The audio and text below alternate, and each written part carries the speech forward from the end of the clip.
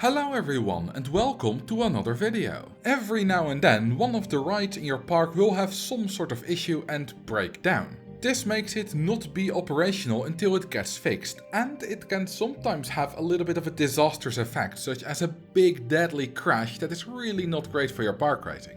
Oh, and I guess it's also not very good for the guests that were in those trains that exploded. Breakdowns can be fairly easily dealt with by just hiring a few mechanics to fix the rides when necessary, but there's actually a lot more to it than that. For example, what kinds of breakdowns are there and what do they all do? How big is the chance a breakdown happens? How do the reliability and downtime statistics work? Which mechanic gets called to fix the ride? All that and more will, at a very popular request, get answered in this video. There are 8 different types of ride breakdown: safety cutout, vehicle malfunction, brakes failure, restraints stuck closed, restraints stuck open, doors stuck closed, doors stuck open, and lastly the very hilarious control failure. No ride type can get every single breakdown though. The most common one is the safety cutout, which is kind of a general things stopped working breakdown that all but 7 ride types can get. 4 of these that can't get it, the lift, the maze, the crooked house and the minigolf, cannot break down at all. The other 3 that cannot get a safety cutout are the monorail cycles, boat hire and go-karts. These 3 all have vehicles that are operated by the guests, and the only breakdown they can get is the next one, vehicle malfunction. Basically any ride type that has some vehicles can get a vehicle malfunction breakdown, in which case there is something wrong with one of the vehicles that needs to be fixed. Exceptions are the log flume, river rafts, river rapids, splash boats, dinghy slide, dodgems and flying saucers. These do have individual vehicles but cannot get the vehicle malfunction breakdown. The boat hire can also be an exception, and it's the only ride type where the availability of breakdowns depends on the vehicle type. The rowing boats, canoes, dough boats and outrigger canoes cannot break down at all, while the other 7 boat types do have the vehicle malfunction available.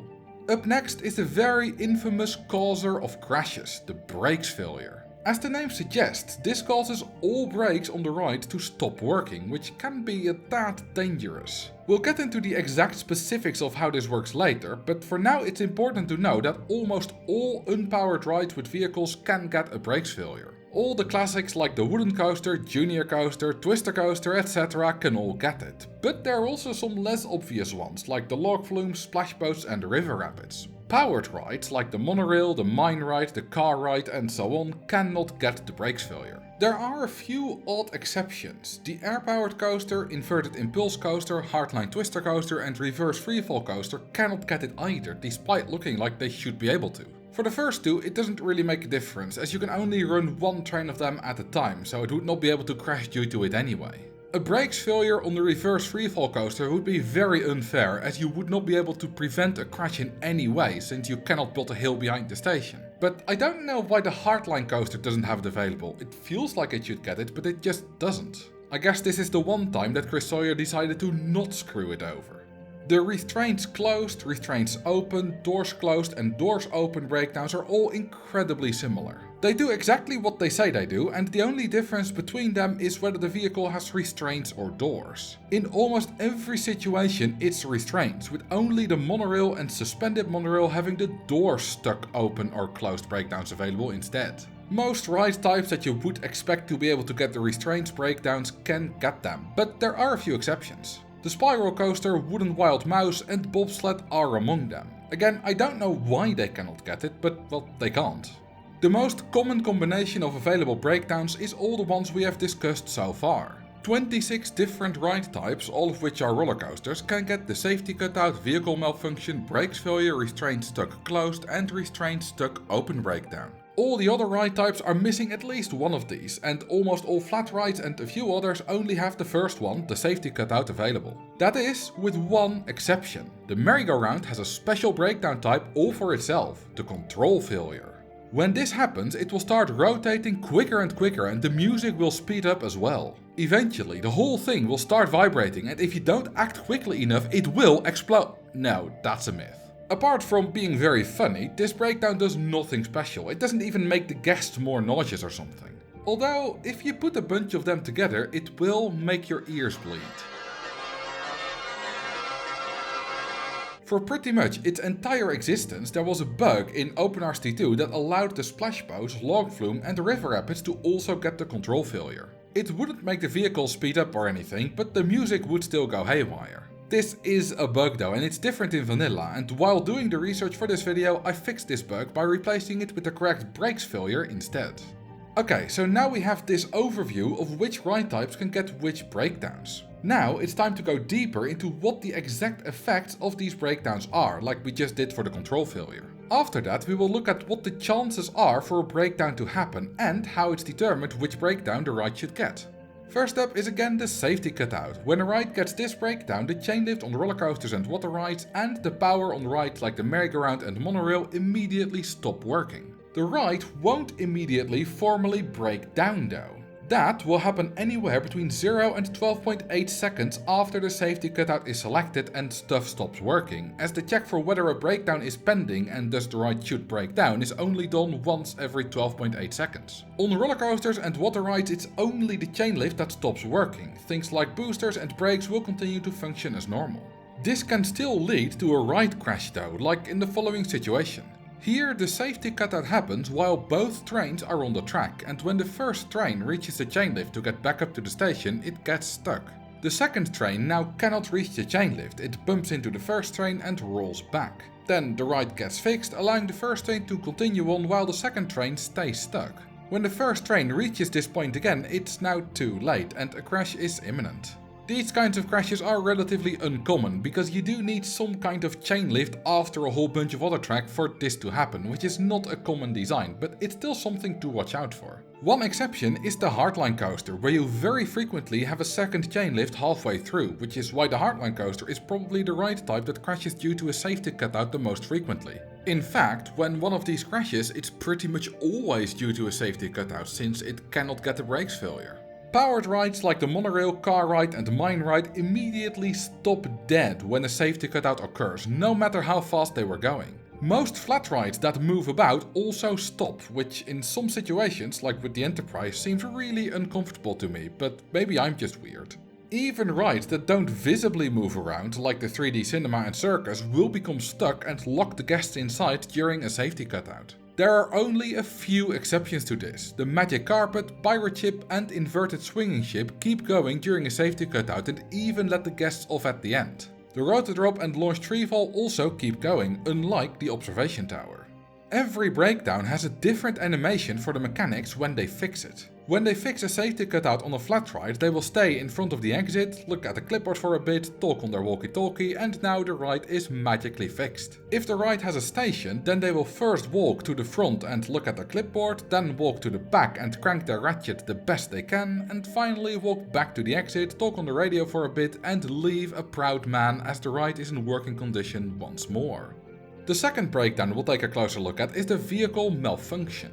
When this occurs, a random train of the ride is selected to be broken, and only once this train is about to depart will the ride break down. This means that on long rides it can take quite a while after this breakdown is selected for the ride to actually break down, as the broken vehicle could be minutes away from departing again. And it's even possible that the ride never breaks down again at all. If you have a ride that is set to wait for full load but isn't getting any guests, then it will never depart. In this situation, a vehicle malfunction cannot ever be completed as no train is going to depart. But the ride will still have that breakdown pending, and when a breakdown is pending, the ride cannot get another one, meaning it will never break down. This isn't really all that useful since it doesn't work when guests are riding it, but as we'll see later, it can be exploited in speedruns. The mechanic animation for fixing a vehicle malfunction is different from a safety cutout. They walk to the front of the broken train, take out their trusty ratchet and toil away until it should be fixed. However, it's not quite working yet, so the mechanic is now pondering what to do. Then he decides to just give it a kick and voila, it's fixed. Good old percussive maintenance in action. After that, he talks to the radio in front of the exit again and leaves. They do this for all breakdown types, so this is probably just them telling the park management that the ride has been fixed and is operating again. This kick that they do is especially hilarious on the launched freefall. Just have a look. Wait for it, and yeet! He's kicked it off to space. Apparently, mechanics are all secretly hulks. The brakes failure is the most annoying one, as it causes almost all brakes on the ride to stop working. Similar to the safety cutout, it will take anywhere between 0 and 12.8 seconds for this to take effect after it's selected, but unlike the safety cutout, the brakes will also only stop working once the ride breaks down instead of immediately. We all know the scene. The brakes on your beautiful, nice roller coaster stop working and suddenly one train slams into another, causing it to explode and killing everyone on board. Depending on how many guests die, this will be a huge hit to your park rating, and it has happened many a time that right before the deadline of a scenario a crash happens, causing you to fail the 600 park rating requirement. There is a way around this though. Firstly, you cannot get the brakes failure at all if the ride is in block sectioned mode and has at least 2 trains. If it has just one train, there's not really a use to having block sections, so even though the operating mode says it's block sectioned, you can still get a brakes failure. Not all of your brakes will stop working when you get a brakes failure. The vertical drop coasters holding brake for drop will still work, and normal brakes will also still function if the train goes over them backwards. That last one seems like a mistake to me, but it's also an extremely rare thing, so it makes sense it wasn't spotted. The only time I can imagine you'd have a train going backwards through brakes is if you put them behind the station on a launched roller coaster to slow it down instead of just building a very tall tail to catch the train. This will also work to prevent a crash in case a ride that's in launched mode without passing station gets a brakes failure. The station brakes will fail, but since the train will go backwards over the normal brakes behind it, those will still work. But again, you can also just build a tail that is tall enough to catch the train. That application is incredibly specific, but there's also a way to prevent crashes on more standard rides, as block brakes will also keep working during a brakes failure, no matter whether the train is going forward or backwards. I'm not talking about a ride in block section mode here, but rather a ride in normal continuous circuit mode that also has block brakes. In this case, the block brakes will function like normal brakes, except the fact that they're always set to 6 km per hour and cannot fail. So what you can do is put a block brake right before the trains enter the station, put the ride back in normal continuous circuit mode, and now you have a ride that is immune to crashes from brakes failure without needing to fiddle with well-timed block sections and such. When a brakes failure happens, the station brakes will still fail, but the block brake will not. Just one of them is not enough to slow the trains down entirely here, but it is enough to get it to under 50 km per hour, so they will not explode in the collision. If your train goes even faster at the end, you might need 2 block brakes to slow it down enough, but it will still work. Somehow I only thought of this trick while doing research for this video. I guess I just assumed that block brakes would also fail during a brakes failure, but now I discovered that no, they do not.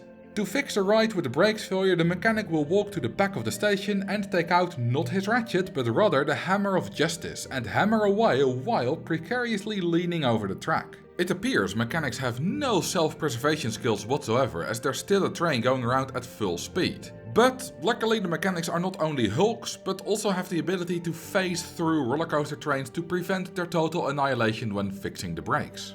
The restraints and door stuck, open and closed breakdowns are all very similar. For each of these, a random car of a random train is selected to have them stuck, and as soon as that car needs to close or open the restraints but cannot do it because they're stuck, the ride will break down. For the stuck open breakdown, this is always when the train is about to depart, and for the stuck closed breakdown, it's when the train is arriving at the station and is trying to open the restraints to let the guests off and let new ones on. These breakdowns, just like the vehicle malfunction, are extremely safe, but there is still a tiny chance for a crash with the restraint stuck closed breakdown. If the broken train enters the station right as another one leaves, it can be stuck partly outside of it, allowing any train that's still on the track to crash into it. This is extremely unlikely and can also be prevented by using some brakes. Most of the time these breakdowns are merely a bit of an inconvenience, as the ride will stop working for a bit and some guests might be trapped on it until it gets fixed. When fixing this breakdown, the mechanic will walk to the car that is broken down and once more get out his trusty ratchet. Half the time this is enough, but the other half it still doesn't work and the mechanic once again resorts to physical violence and kicks the broken car. This does fix it, but this time he's punished for it, as he will hurt his foot, as you can clearly see him grabbing it and bouncing up and down in pain. It's really amazing how detailed this game can get with all the little animations. On one hand, they're kind of unnecessary, but they also bring so much extra life to the park, so they do play an important role, and Chris Sawyer did all these animations perfectly. For the last breakdown, the control failure, we've already seen how it works. The merry-go-round speeds up and so does the music. The fixing of this is nothing special. The mechanic walks onto the platform, looks at his clipboard, radios the management that it's fixed, and it indeed is. No ratchet, hammer or kick necessary, he just uses his magical powers to bring the merry-go-round back under control. So, that's what all the 8 different breakdown types do. The brakes failure is the most dangerous, but the safety cutout and restraints stuck closed can also cause a ride crash on certain ride designs, so you have to be careful either way. All the other breakdowns are completely harmless and will only make the ride not work for a while. Although if you don't fix it quickly enough, then the people trapped on the ride will get annoyed, so be sure to hire enough mechanics. But when does a ride actually break down? This is entirely dependent on the reliability of the ride. This little green bar starts at 100% and goes down over time. At 100% reliability, a ride cannot break down, but once you test or open the ride, it immediately starts going down and a breakdown becomes possible. Every 6.4 seconds, the game generates a random number, and if it's smaller than the reliability value, then the ride will break down. This chance is really quite small, but since this check happens 64 times every month, eventually the ride will break down. The actual reliability value is not stored as a percentage, but rather as a bigger number. However, to keep it simpler and since the percentage is what we can see in the game, we'll use the reliability percentage here. At 99%, there is a 0.012% chance of a breakdown every 6.4 seconds. It's quite difficult to make sense of these numbers, so to make it easier we'll translate this into, on average, 1 breakdown every 127 in-game months, or nearly 16 years. At 90% reliability you get 1 breakdown every 12.7 months, and at 84% you can expect roughly 1 per year. At 75% it's 1 every 5.1 months, 50% gives a breakdown every 2.5 months, 25% every 1.7 months, 10% every 1.4 months, and at 0% a ride will always break down immediately. This is specifically coded to be that way, as would you just follow the formula you would get a breakdown every 1.3 months at 0%. It might not immediately break down when you see it hit 0%, as the percentage is only a rounded number and the true reliability value might not quite have hit 0 yet, but once it does, the ride will break down immediately. As you can see, it's very important to keep the reliability as high as possible, as the lower it is, the quicker the ride will break down, and quite significantly so. The difference between a 50% reliability and a 75% reliability in the number of breakdowns is roughly a factor of 2. There are ways to increase this reliability value, but first we're gonna take a look at how, once it's determined that the ride will get a breakdown, the type of breakdown is chosen. Every breakdown has an associated probability. The safety cutout has 25, the vehicle malfunction 6, brakes failure has 3, and so on. When a ride breaks down, all these values are added together and then a random number is generated within that range. Wherever this random number falls, that breakdown is chosen. So, for example, the Mine Train coaster has the safety cutout, vehicle malfunction, brakes failure, and restraints stuck, closed, and open breakdowns available. Their values are 25, 6, 3, 12 and 10 respectively, which added together is 56. Then a random number from 0 to 55 is generated. If this number is between 0 and 24, it will be a safety cutout. If it's between 25 and 30, it's a vehicle malfunction, and so on. This results in these percentages. Every time a breakdown happens on a Mine Train coaster, there is a roughly 45% chance for a safety cutout, an 11% for a vehicle malfunction, about 20% for the restraints closed or open, and only a very small 5.4% chance for a brakes failure. This makes the most dangerous breakdown luckily quite rare, but of course it only needs to go wrong once to screw you over, so you're still better off protecting yourself against it. A ride that can only get the safety cutout and vehicle malfunction breakdowns, like the car ride, will get the safety cutout 80.6% of the time and the other one only 19.4%. A merry-go-round has a 10.7% chance of getting a control failure when it breaks down. The other nearly 90% will be a boring safety cutout. Here is the full list of all breakdown probabilities per ride type for if you would like to take a closer look at a specific type. However, these percentages are only true if it does not rain, because in the rain a brakes failure becomes more likely. It usually has a breakdown probability of just 3, but in the rain this becomes significantly bigger with 20.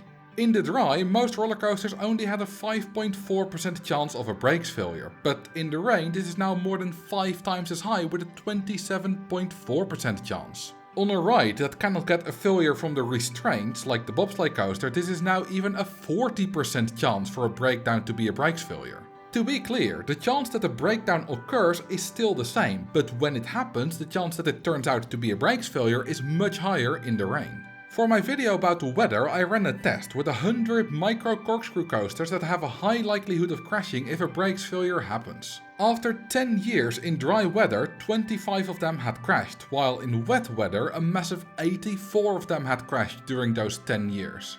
This isn't very realistic though, it doesn't rain or not rain 100% of the time, so for this video I redid the test, but instead with the driest climate, hot and dry, versus the wettest climate, cool and wet. In the hot and dry climate we got 28 crashes, slightly more than the 25 without any rain, which makes sense. In the cool and wet climate with a lot more rain there were a total of 43 crashes, still significantly more than in the hot and dry climate. This gives another extra difficulty to rainy scenarios, because not only do guests refuse to go on a lot of rides in the rain, but the rides are also more likely to crash and hurt your park rating.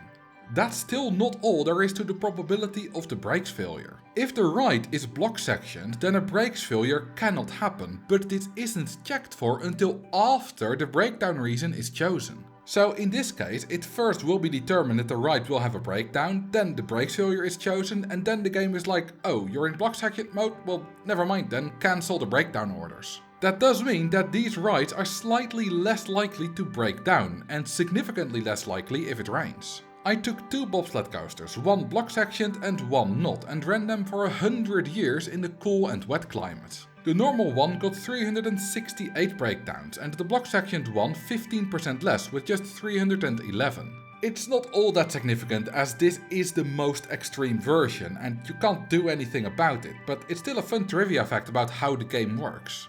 There is one more exception regarding brakes failures. If a ride is less than 2 years old or has a reliability of over 50%, then it cannot occur at all. So in any scenarios with a deadline of just 1 or 2 years, you will not have to worry about this at all, as it's literally impossible for you to get a brakes failure. Or at least that goes for the rides that you build yourself. It is possible that the scenario starts with older rides that can get the brakes failure. A prime example here is Katie's World, where the mine train coaster is infamous for crashing. It is older than 2 years at the start and has only 75% reliability. With also only a 30-minute inspection interval, it can fall below 50% and get a brakes failure after only about half a year of gameplay. For new rides, it can often take even longer than 2 years to go below that 50% reliability threshold, so even in 3-year-long scenarios, a brakes failure isn't something you're very likely to run into, but again, only for new rides. In this park, with a lot of roller coasters and enough mechanics to consistently inspect them all every 10 minutes, it took until September year 3 before even just one of the coasters dipped below 50% for the first time.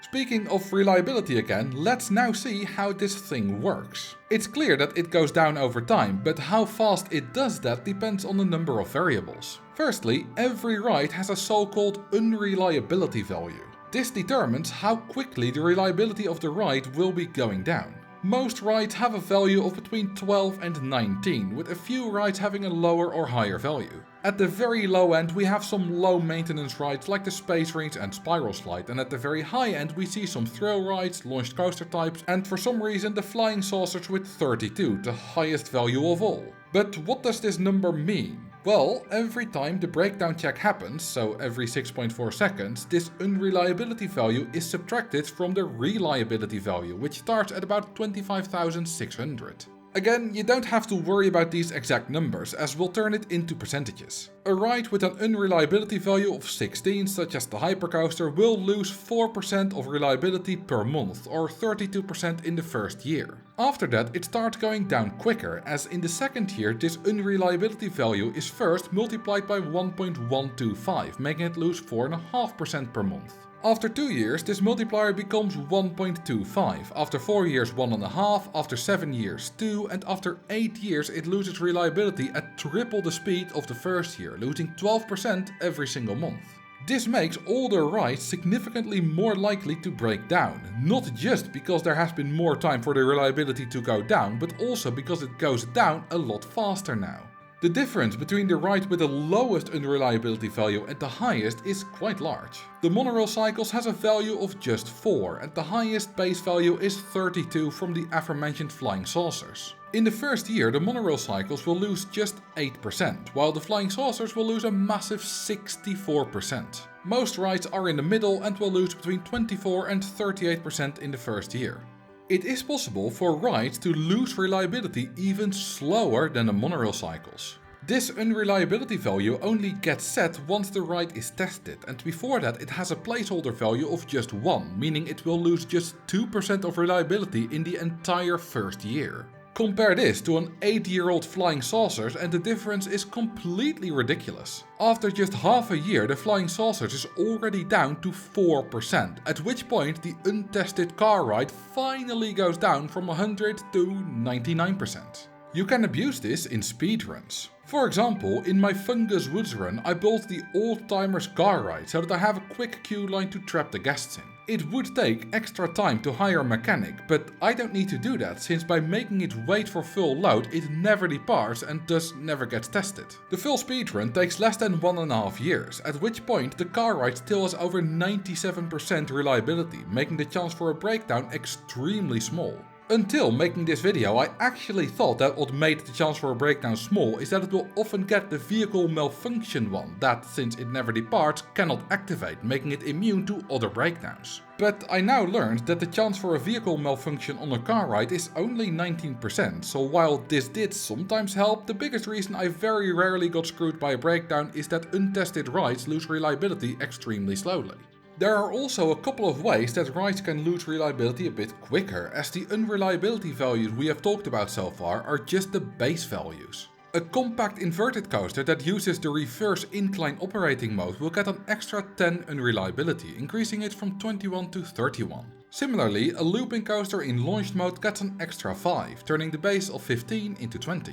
The chairlift has an unreliability value of 16, but only at the lowest speed of 3 km per hour. For every tick up in speed it increases by 2, so for the speeds of 6, 9 and 14 km per hour it has 18, 20 and 22 unreliability. These are all incredibly specific, especially those first two, but that's just what it is for some reason. There is one more thing that can affect it, and that is the chainlift speed. Similar to the chairlift, every tick up in chainlift speed above the minimum increases the unreliability by 2. This means that while increasing the chainlift speed does come with a shorter ride time and a higher throughput, it also increases the number of breakdowns. By how much? To test that, I ran a test with 10 looping coasters with a 6 km per hour chainlift and another 10 with a 9 km per hour chainlift for 10 years. Their unreliability values are 15 and 19 respectively, which results in a total of 216 breakdowns versus 232. So yeah, it doesn't make that much of a difference. With this new chainlift aspect we can also create a ride with an even higher unreliability value than the Flying Saucer's 32. A compact inverted coaster in reverse incline mode with a 9 km per hour chainlift will have a value of 35, making it the least reliable ride in the game. That is, except for when you decide to have a bit of fun and use some cheats to increase the chainlift to very high speeds. With a chainlift speed of 403 km per hour on a ride that is more than 8 years old, you will go down all the way from 100 to 0% in just over half a month. This leads to a stupid amount of breakdowns. In just 1 year this stand-up coaster broke down 36 times, which in real time is once every 90 seconds. So if you're playing around with these cheats, it's probably a good idea to also enable the one that disables breakdowns. If the reliability could only go down, then all the rides would be absolutely trash and constantly be on the fritz, but luckily there are ways to increase it. When a ride is fixed or inspected, it gains a certain amount of reliability. How much it gains depends on how high the reliability already is. The lower it is, the more it will increase. At 0% reliability you will gain 18.8% from a fix and randomly anywhere between 0 and 24.9% from an inspection. If a ride has 50% reliability, then these numbers will halve and you only get 9.4% from a fix and between 0 and 12.5% from an inspection. This goes all the way to getting nothing at all from either when the ride is at 100% reliability, which would be useless anyway. It's a linear scale, so any value in between is easy to calculate. The mechanic animation for an inspection is the same as that for the safety cutout breakdown, so they check their clipboard at the front of the station and crank their ratchet in the back. The one thing they don't do here is talking on the radio, as apparently there is no need to inform the management of a successful inspection. The effect of inspections is quite important, and to show that I once again ran an experiment. I had 10 merry-go-rounds run for 10 years. Once with the default 30-minute inspection interval, once with a minimum interval of 10 minutes and once where they never got inspected at all. The 10-minute one got a total of 247 breakdowns, the 30-minute one 326 and the poor old ones that never got inspected got 383 breakdowns. That means that changing the inspection interval from 30 to 10 minutes will get you about 25% fewer breakdowns. In OpenRST2 there's an option for this so that the rides will have that optimal 10-minute interval by default, which is very handy. Another reason this is important is to prevent brakes failures. More frequent inspections means it takes longer for the reliability to drop below that threshold of 50%, and it also makes it go back above it after it's gone below it more frequently. Remember this test with 100 micro corkscrew coasters? In the cool and wet climate, 43 of them crashed after 10 years. But what if you run them with 30-minute inspections instead of 10-minute ones? This time we got nearly double the amount of crashes with a massive 80, nearly as bad as when it rained the entire time. And the crash rate is actually even worse than double, since the fewer coasters are left operating, the less likely another crashes, and we still got double the amount anyway. So it's very clear, to prevent a brakes failure and a crash, do 10-minute inspections. While a ride is broken down, the downtime of the ride, which is the red bar on the maintenance window, goes up. This shows for how long in the past 4 months the ride has been broken down, although the way this works is a little bit odd. Every ride has a 4-month history for this, so if the ride hasn't been broken down at all in the past half a year, it will have a 0% downtime. However, when it does break down, you will reach 100% after a little over 3 months already. That's because the maximum value for downtime can be 256, which is achieved by having it broken down for the entire 4 months. But it's already at 100% when this value reaches 200. This means that you can reach 100% downtime even if it is working 20% of the time. It can also take a few weeks for the downtime to start going down after a ride is fixed, but it will still reach 0 after 4 clean months. The downtime is quite an important factor as it is part of your park rating. If all your rides have 100% uptime, then you gain 200 extra rating. With an average of 50% uptime, this is only 100 points, and with 0% you get nothing. That seems like something you would need to pay attention to, but you really don't. Shops and stalls count as always having 100% uptime for this average, so it's quite difficult to lose a lot of points here. In this park with 15 very old rides and just 3 mechanics, I still never got below an average of 95% uptime, losing less than 10 points of park rating. You really have to actively try to make this a problem, so it's essentially just 190 to 200 free park rating points. If a ride is getting old, has low reliability and keeps constantly breaking down, you can always delete and rebuild it. OpenRST2 has added a refurbish option to make this easier. It costs the same as selling as rebuilding it, and it also makes the ride brand new with 100% reliability. It has the added benefit of also renewing its ride value, so it gives a lot more park value and you can charge a lot more for it again. There is one more thing that we need to discuss, and that is which mechanic will get called up to inspect or fix a ride and where they get called to. This second question is about rides with multiple stations. Which station will mechanics get called to? For inspections, this is always the lowest numbered station with an exit building. Usually that will be station 1, but if that's an entry only station, then it can be station 2, or an even higher number if for some reason station 2 is also entry only. This rule also works for the safety cutout and brakes failure breakdowns. They are not associated with anything on the right in particular, so the mechanic needs to go to the lowest numbered station with an exit. If it's one of the other breakdowns where a specific train has a problem, then that will be at the station that train is at when the ride breaks down. Should this station only have an entrance building, then the mechanics will adapt and use that instead of the usual right exit. The mechanic that gets called up is simply the one that's the closest to the station that needs fixing or inspecting. They don't need to be able to reach it, they just need to be the closest. In this case, it can be either mechanic 1 or 6, as which is closer depends on where they are on their single path tile of isolation when a mechanic gets called. If a ride is broken down and needs to be fixed, then a mechanic that is currently heading for a ride to inspect it can still be called up, as breakdowns take priority over inspections. You can use patrol areas to make your mechanics more efficient, and they will never get called up for any ride outside of their patrol area. Be careful when you do this though, as you will need to include the exit or entrance building in this area, otherwise they cannot go into the ride. I never use these for mechanics though, I just hire a few of them at the start and check every now and then if they can still keep up with the inspections and breakdowns, and hire more if necessary. If you're wondering where the currently assigned mechanic is hanging out because the ride still hasn't been fixed, you can click on the corresponding icon in the Breakdowns tab and it will open their window. If they cannot find their assigned ride, then after a while they will drop the case and once more the closest mechanic will be called, which could be the same one again. And now you know everything there is to know about ride breakdowns. From what breakdowns are available and what they do, to how it's determined when a breakdown happens and which one it is, to how the reliability is calculated and which mechanic gets called to fix everything up. I hope you enjoyed learning about it, and if you did, you can click here to learn all about how the guest intensity preferences work. Thank you all for watching, and I will see you in the next video.